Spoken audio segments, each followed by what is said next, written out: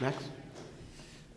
The last two speakers from the floor, Mike Morris and lady on the left, raised the debate that I really wanted to go, but they've misunderstood, or the way I presented it obviously wasn't clear. What I said was that I take as given that we all think affirmative action to address disadvantage is a good thing.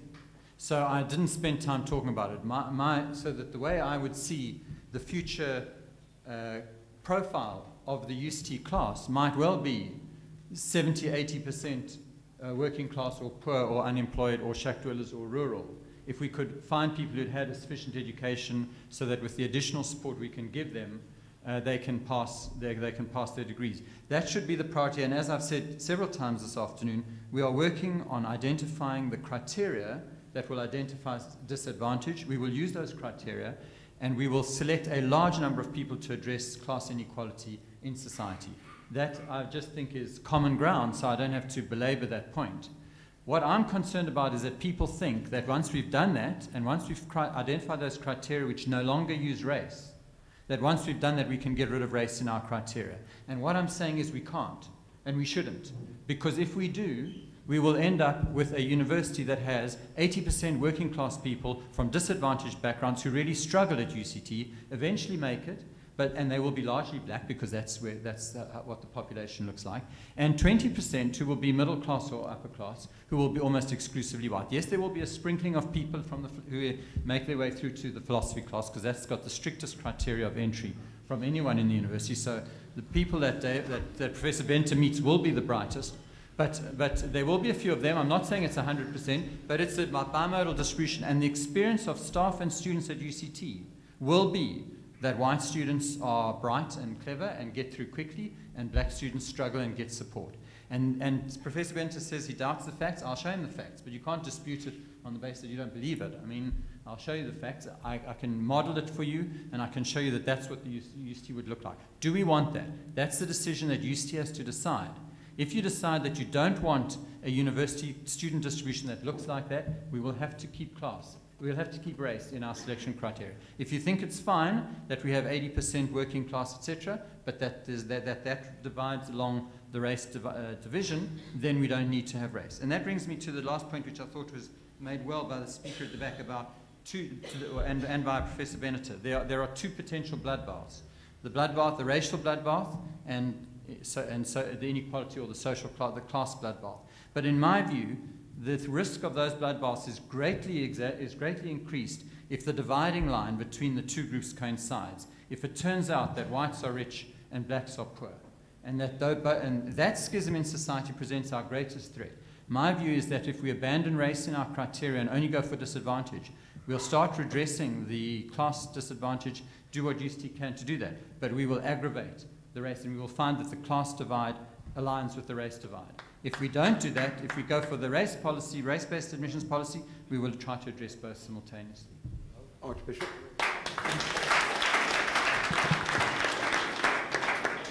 Just to make a point about these poor black students, I think that this House should know that black students strive for excellence in spite of the circumstances that they find themselves.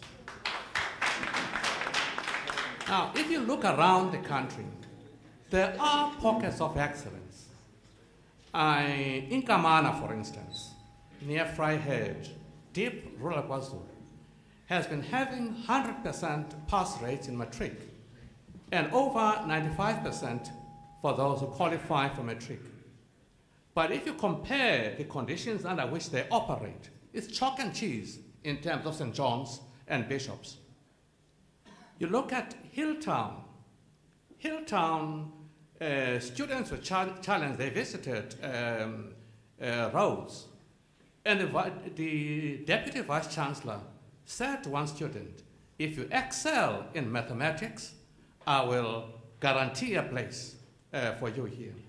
And the next thing the student did was to go to her headmaster and say, I want special classes because I want to get to that university. And the end was special classes for the students so that they can get better marks. It's not that black students are sitting folding their arms. They operate under difficult circumstances.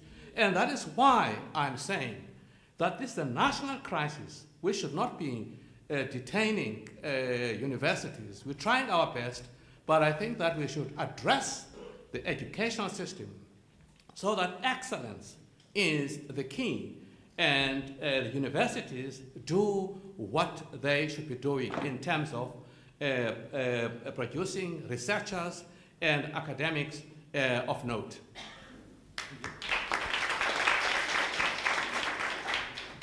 Thanks very much. I feel that my revealing what school I went to was an intense disadvantage in this debate. I'm just going to touch on the main themes of the debate as I believe they arose. The first was the idea that the perpetuation of apartheid-style categories results in the same perpetuation of apartheid-style oppression, and the categorization in and of itself is a distasteful practice.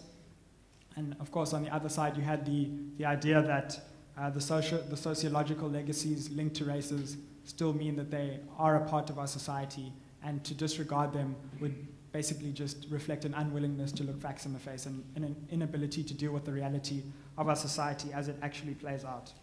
I think the second was this question of what will the composition of the black students at UCT look like? What do we want it to look like? Do you want it to look like an elite black population that comes from St. John's, or do we not? And I would fall on the side of saying that we don't. We want it to be an even distribution of talent between people from rural schools, people from township schools, people from elite schools as well. And then I think we had this very, very insidious notion that came through in the debate, which was in a generation or so, if we did nothing, we would just miraculously have this perfect society. And that came through from Mr. Alexander. And that is a very, very dangerous. It's a very, very dangerous notion. Let me explain why I think you said that. I think you said, no, if they're white doctors, who cares? So it's that very point that I'm talking to. And I think that's a very worrying point, because the fact of the matter is, if we just let things continue the way they are, why would they not just persist the way they are? We need some way to change the way they are, because the way they are is unacceptable and it's artificially created. So that was that notion. The final notion was that what is best for now and when to stop. And I would continue to contend that race is the best for now, given that we haven't found any better proxy. But we should have the fortitude to change when circumstances change. And the question of when is when our society and when our universities reflect our society. Thank you. Thank you. In closing this debate, Neville, I will say this. I think that's a misrepresentation of your position, and I don't want you to reply, otherwise I'm going to take another 10 minutes. But the point I simply want to make is, my eye crossed the following, concluding, given the order of proceedings, of course, at the bottom of the letterhead it says, which we all know, our mission is to be an outstanding teaching and research university, educating for life and addressing the challenges facing our society. The real particular point that we're debating this afternoon is, if we're going to become an outstanding teaching and research university for all South Africans, how do we achieve that? It's perfectly clear to me, listening to this debate, that the first proposition which the vice-chancellor put up on the table, well, we all agree with affirmative action, is not true. What is true, I think, in fairness, which is what I think you said at the end, which is right, is that there's nobody here who doesn't believe that we have to grapple enormously with the problem of restitution and the problem of reconstruction of a society ravaged by 300 years of racist and sexist rule. And really, that's the challenge. And you've heard a whole range of different possibilities in relation to that. But I do think there are a couple of things that do bear just emphasizing in conclusion. If we're going to achieve a non-racial society in the long run, and I think Professor Alexander's majestic assertion that that is what this is about, that at the end of the day, it really doesn't matter whether one's black, white, pink, and it is about time we started actually talking about race in a sensible fashion. I'm always stunned by how few people seem to read Frantz Fanon these days.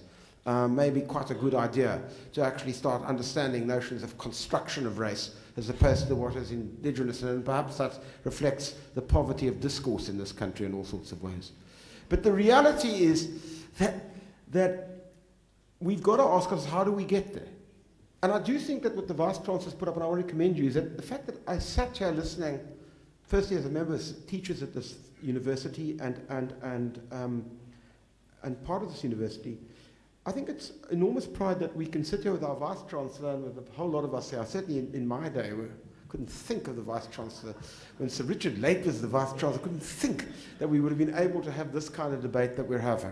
And it's terribly important, because the one thing that is absolutely clear to me is that we're not quite sure, quite frankly, how do we get to the real point, which is how do we develop a non-racial society, a non-racial university community, which is reflective of a South African society which is contained in our constitution, which is an outstanding teaching and research university, and which in a sense is reflective of the talent of all South Africans and the dignity of each and every one of us. And it can debate these issues. How important is class? How important is race? But what is absolutely clear to me from this debate is we've got a long way to go before we can actually get some consensus on, quite frankly, how we resolve the problems of the past and move forward. But the fact that the Vice-Chancellor and others, and particularly Professor Alexander, you and Dr. Price, who were good enough to accept my invitation to have yet another debate, together with the rest of you, I think it's terribly important that we continue this. In fact, the more debates we have at this university on these issues, we more become a university community. So I'd like to thank every single one of these panelists.